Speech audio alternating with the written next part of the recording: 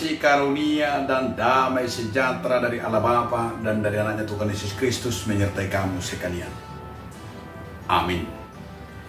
Shalom Bapak Ibu saudara-saudara sekalian di dalam nama Tuhan Yesus Kristus. Sebelum kita melakukan aktivitas kita, marilah kita mendengarkan firman Tuhan hari ini yang tertulis dalam kitab Imamat 19 ayat 17. Janganlah engkau membenci saudaramu di dalam hatimu, tetapi engkau harus berterus terang menegur orang sesamamu, dan janganlah engkau mendatangkan dosa kepada dirimu karena dia. Dan jadi hosomamu dongamu di bagasan roham, alaikum marsipeot ho tudongamu asa unang mania dosa ho ala ibana. Demikian firman Tuhan. Saudaraku dalam nama Tuhan Yesus Kristus, judul renungan kita hari ini adalah jangan membenci.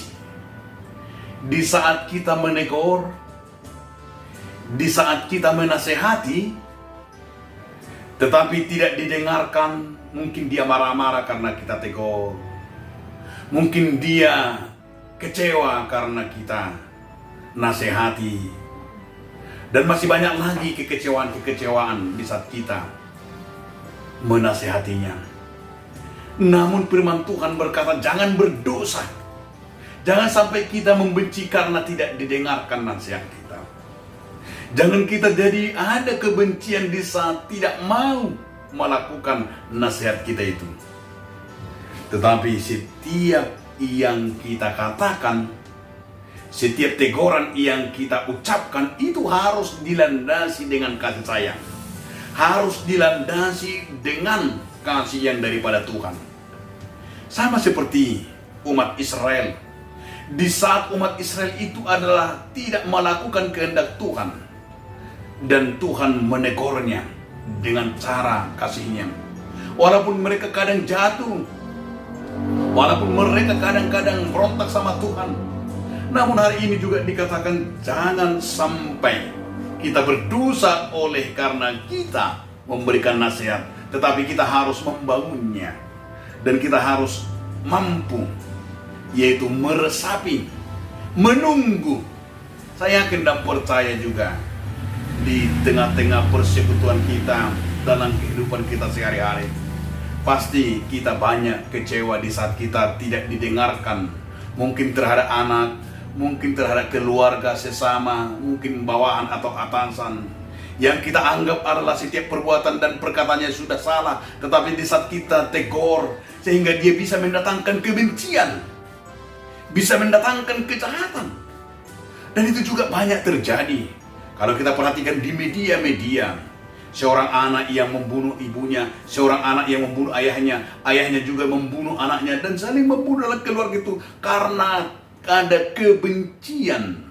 Maka di saat ada kebencian di dalam hati dan di diri kita, di situ akan timbul kejahatan. Maka jangan ada benci di saat kita menegur, jangan ada benci di saat kita menasehati. Tapi kadang-kadang orang di saat kita tegur dan kita nasihati, dianggap itu adalah sebuah kebencian, padahal bukan.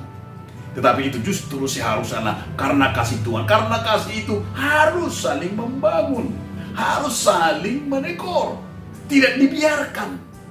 Banyak orang membiarkan, sudah tahu anaknya salah tapi dibiarkan, akan dia terus-menerus di dalam kejahatan itu. Sudah tahu anaknya jahat, sudah tahu anaknya itu selingkuh, sudah tahu anaknya itu melakukan kejahatan, mencuri, sudah tahu anaknya berkelahi, tapi dibiarkan, tidak dinasihati dan tidak ditegurnya.